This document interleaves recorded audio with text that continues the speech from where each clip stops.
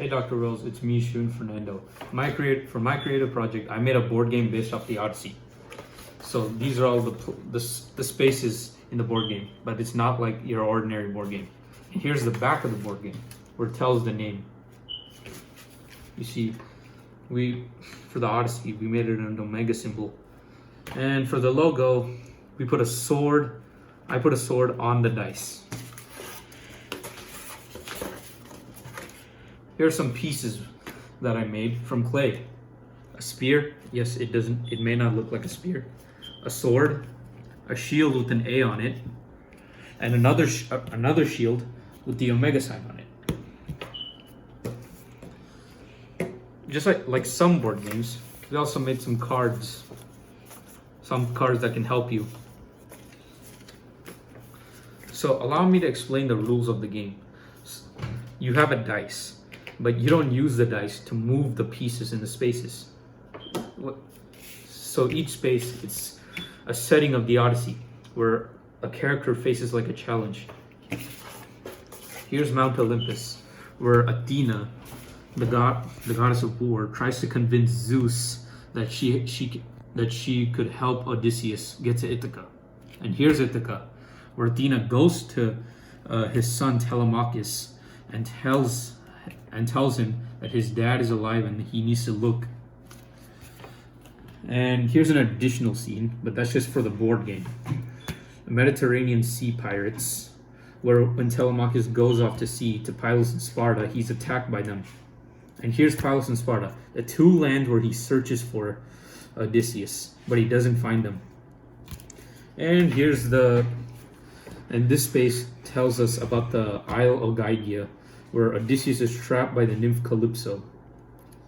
But luckily for him, one of the gods helps him convince Calypso so he can cross the sea to Ithaca.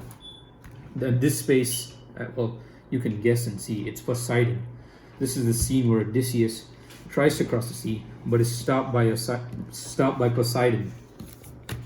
And this space here, this is the region Scheria, where after he crosses Poseidon, it's the region where he ends up in, and tells a story to the Phaeacians. And the next spaces are kind of telling his memories. So this space it simplifies the Ciconas tribe, the first memory he tells. And this tree space, it simplifies the scene where Odysseus and his men go to the land of the Lotus Eaters, plants that kind of give fatigue to the men, but they leave to the land of the Cyclops. They find a cave, and they find some food like sheep, milk, and cheese. But then Polyphemus comes in. He sees them, but he's not exactly gives them hospitality. Instead, he eats two of the men. But Odysseus, he overcomes Polyphemus and stabs him in the eye, but escapes from him, which leads to Polyphemus praying to his father Poseidon about what that person did, but he couldn't tell because, well, his eye was stabbed. And here, a bag of winds. This is the scene where Odysseus gets the bag of winds from Aeolus, the ruler of the winds. And here's a scene where the Lycurgonians come, a race of giants. They see Odysseus and his men, and they want to eat them. But they almost damage their ship by throwing boulders, but they escape. After that, they go to the land of Aea, where the witch Circe is. Well, after being with them, some of the men get seduced by Circe, and they turn into pigs. Odysseus didn't know that, but he does now. But he overcomes Odysseus overcomes Circe with the sort of a herb that kind of makes him invulnerable to Circe's magic. For a year, they kind of live with Circe, which then Circe tells them to go to the underworld to find Tiresias, the blind prophet who can help them find their way to Ithaca.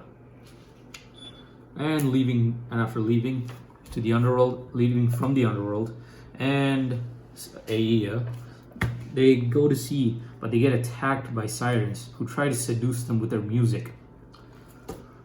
But they escape from them, but they have more dangers. This is the scene where